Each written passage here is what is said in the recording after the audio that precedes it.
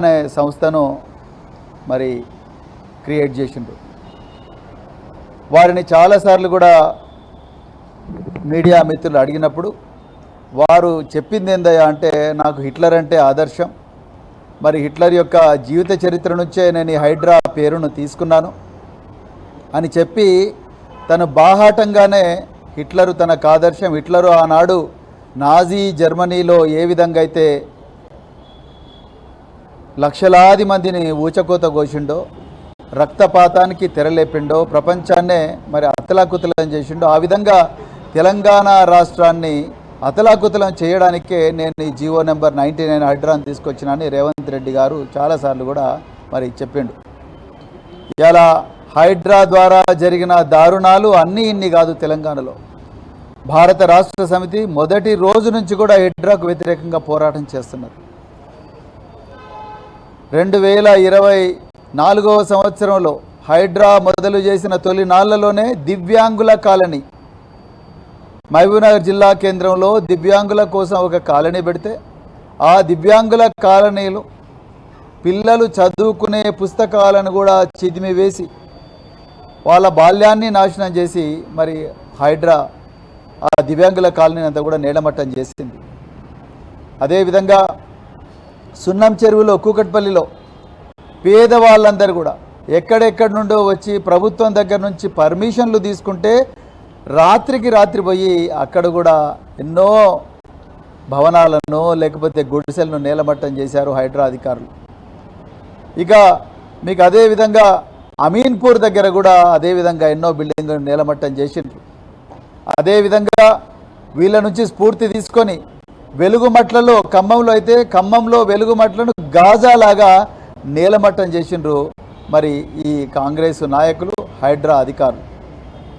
అట్లా ఎన్నో వందలాది వేలాది ఇళ్లను మరి నేలమట్టం చేసిన ఘోరమైన క్రూరమైన చరిత్ర ఈ హైడ్రాకున్నది.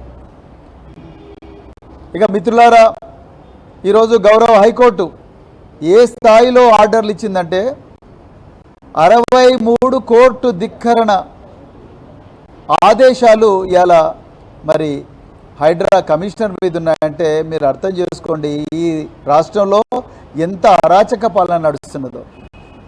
ఈరోజు హైడ్రా అసలు జీవో 99లో ఏం చెప్పిండ్రు, ఈ రాష్ట్రంలో మరి ముఖ్యంగా హైదరాబాదు మహానగరంలో ఏమైనా విపత్తులు సంభవించినా, పెద్ద ఎత్తున వరదలు వచ్చినా, లేకపోతే అగ్ని ప్రమాదాలైనా, లేకపోతే ఇంకేమైనా సమస్యలు ఉన్నా కూడా వాటన్నిటికీ మరి హైడ్రా ఉండాలి. కానీ అవన్నీ పక్కకు పెట్టి కేవలం చెరువుల సంరక్షణ పేరుతో పేదవాళ్ళు ఎక్కడెక్కడైతే నివాసం ఉంటున్నారో ఆ భూములన్నింటినీ కూడా, ఆ ఇళ్ళనన్నింటినీ కూడా గుర్తుపెట్టి హైకోర్టు వద్దని చెప్పినా, ఆర్డర్లు వద్దని చెప్పినా మరి అక్కడికి వీళ్ళు పోయి దాన్ని నేలమట్టం చేయడం, ఆ నేలమట్టం చేసిన విధానం కూడా చూస్తే ఎంత క్రూరమైన విధంగా నేలమట్టం చేసినరాయా అంటే, కోర్టులకు ఆదివారం శనివారం సెలవులు ఉంటాయి, అప్పుడు కోర్టులు పనిచేయవు కాబట్టి శుక్రవారం నాడు రాత్రి పోవడం, లేకపోతే శనివారం నాడు ఉదయం 5 గంటలకు వాళ్ళు నిద్ర లేవకముందే పేద ప్రజలు అక్కడికి బుల్డోజర్లను, వేలాది మంది పోలీసులను తీసుకొని పోవడం, వాటిని మరి ఇళ్లను నేలమట్టం చేయడం. కొన్ని చోట్లయితే పిల్లలు చదువుకునే పుస్తకాలను నాశనం చేసిండ్రు. ఒక ముసలావిడైతే, అయ్యా నేను ఈ ఇంట్లో కట్టుకున్నాను, 1 గంట సేపు అయినా ఇంట్లో ఉంటాను నాన్న అంటే కూడా ఏమాత్రం కూడా మనసు కరగని మరి కర్కశమైన రీతిలో ఇలా హైడ్రా అధికారులు నేలమట్టం చేసిండ్రు. మరి వీళ్ళు సున్నం చెరువును కాపాడుతామన్నారు, బతుకవ కుంటను కాపాడుతామన్నారు, అట్లా అమీన్పూర్ చెరువును కాపాడుతామని చెరువుల పేరు మీద రియల్ ఎస్టేట్ దందాకు మరి తోడ్పాటిచ్చే విధంగా, రేవంత్ రెడ్డి యొక్క రియల్ ఎస్టేట్ ధనదాహానికి తోడ్పాటిచ్చే విధంగా మరి హైడ్రా అధికారులు మరి చేసిండ్రు.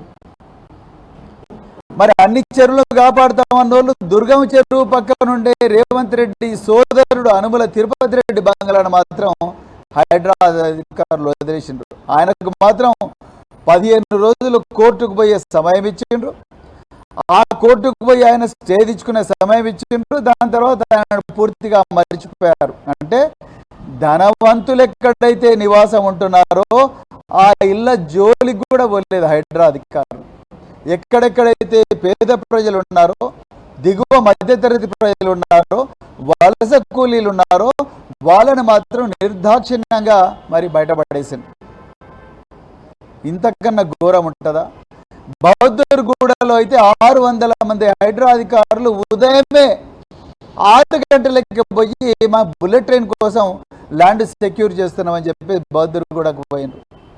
అదేవిధంగా మల్కాజ్గిరిలో లోతుకుంట దగ్గర కూడా, మేడ్చల్ మల్కాజ్గిరి నియోజకవర్గం లోతుకుంట దగ్గర కూడా పోతే చివరికి గౌరవ హైకోర్టే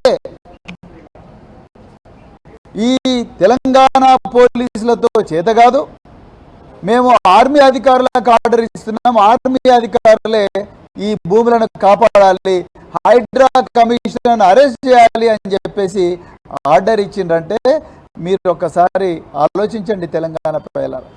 మరి ఇదంతా కూడా ఎవరు చేయిస్తున్నారు? ఇవాళ రంగనాథ్ గారు, రేపు ఇంకొక అధికారి వస్తాడు, కానీ ఇక్కడ చేయిస్తున్నది ఎవరు? ఈ హైడ్రా ఎవరి డిపార్ట్మెంట్ కింద ఉంటుంది? రేవంత్ రెడ్డి గారి మున్సిపల్ అడ్మినిస్ట్రేషన్ అంటే పట్టణాభివృద్ధి, మరి నగర పాలక సంస్థలు అయితే మున్సిపల్ మరియు పట్టణాభివృద్ధి శాఖ ఏదైతుందో ఆ శాఖలో కీలకమైన భాగంగా ఈ హైడ్రా ఉన్నది. ఇవాళ రేవంత్ రెడ్డి గారు ఈ హైకోర్టు ఇచ్చిన తీర్పు అనేది రేవంత్ రెడ్డికి ఒక పెద్ద చెంప దెబ్బ. రేవంత్ రెడ్డి గారు, మీకు ఏ మాత్రం కూడా తెలంగాణను పరిపాలన చేసే నైతిక హక్కు లేదని ఈరోజు గౌరవ హైకోర్టు ఇచ్చిన తీర్పు ద్వారా తెలిసిపోయింది. ఎవరైనా 1,00,000 మంది పోలీసులున్న ఈ రాష్ట్రంలో, అదే విధంగా ఆ రాష్ట్రానికి హోంమంత్రి అయిన మీరు, గౌరవ హైకోర్టు ఈ స్థానిక పోలీసులు ఎవరు కూడా ఈ తెలంగాణ ధన మాన ప్రాణాలను కాపాడలేరు, అందుకొరకు ఆర్మీ అధికారులను ఆదేశించిందంటే ఇంకా మీకు ఎక్కడున్నది? అసలు మీకు నైతిక హక్కు ఎక్కడున్నది? Where is your moral right to secure the lands of properties of people of Telangana? Revanth Reddy గారు ఒక్కసారి ఆలోచించండి. అందుకొరకే మేము మళ్ళీ చెప్తున్నాం, ఈ రాష్ట్ర ప్రభుత్వం కూల్చివేతల ప్రభుత్వం, విధ్వంసకర ప్రభుత్వం. లగచర్లలో నాశనం చేసిండ్రు, వెలుగుమట్లలో నాశనం చేసిండ్రు, సున్నం చెరువు పేరుతో నాశనం, బౌద్ధూరుగూడ పేరుతో, బుల్లెట్ ట్రైన్ పేరుతో నాశనం, అదేవిధంగా లోతుకుంటలో నాశనం. ఎక్కడ చూడు విధ్వంసం విధ్వంసం విధ్వంసం. అదేవిధంగా ఆ విధ్వంసాన్ని చేస్తూనే మరోవైపు పేదల భూములన్నీ కూడా మీ 4 బ్రదర్స్, మీ కాంగ్రెస్ పార్టీ నాయకులు అందరూ కూడా మొత్తం కూడా కబ్జాలు చేస్తూ ఉన్నారు. ఒకవైపు మీరు, రెండవ వైపు హైడ్రా అడ్డం పెట్టి పొంగులేటి శ్రీనివాసరెడ్డి గారు భూభారతి పోర్టల్ తీసుకొచ్చి దొడ్డి దారిన ఇవాళ మరి పెద్ద ఎత్తున దాదాపు 22,000 భూముల హక్కులు రాత్రికి రాత్రే ఎంఆర్ఓల సిగ్నేచర్ లేకుండా, ఆర్డీఓ సిగ్నేచర్ లేదు, బదలాయించారు. నేను అందుకొరకే తెలంగాణ ప్రభుత్వ అధికారులకు చేతులు జోడించి, గతంలో పనిచేసిన మీ ప్రభుత్వ అధికారిగా, మీ ఒక మరి సోదరుడిగా నేను చెప్తున్నా, దయచేసి రాజ్యాంగాన్ని పాటించండి, చట్టాన్ని పాటించండి, కోర్టులు ఇచ్చిన ఆదేశాలను దయచేసి అతిక్రమించకండి. మీకేమైనా ఉంటే మీ గవర్నమెంట్ లీడర్లను తీసుకుపోయి కోర్టులో కొట్లాడండి, కానీ మీరే కోర్టు సివిల్ కోర్టులు చేయాల్సిన పనిని, అసలు ఇలా ప్రాపర్టీ డాక్యుమెంట్స్ను కానీ, సేల్ డీడ్స్ను కానీ, లేకపోతే మరి పహానీలను కానీ, కాసరా పహానీలను కానీ, వీటన్నిటిని జడ్జి చేయాల్సిన అధికారం సివిల్ కోర్టులకు ఉంటుంది. ఆ సివిల్ కోర్టులు చేయాల్సిన పని కూడా హైడ్రా అధికారులు చేయాలని చెప్పేసి ముఖ్యమంత్రి రేవంత్ రెడ్డి గారు చెప్పిందంటే, ఆయన గతంలో రియల్ ఎస్టేట్ దందా చేసే ఈ స్థాయికి వచ్చిండ్రు కాబట్టి నేను ఏం చేసినా నడుస్తుంది, కబ్జాలు చేసినా నడుస్తుంది, ఏం చేసినా దొంగ డాక్యుమెంట్లు సృష్టించినా నడుస్తుంది అని చెప్పి అవే మెలకువలు మీరు హైడ్రా అధికారులకు నేర్పించిన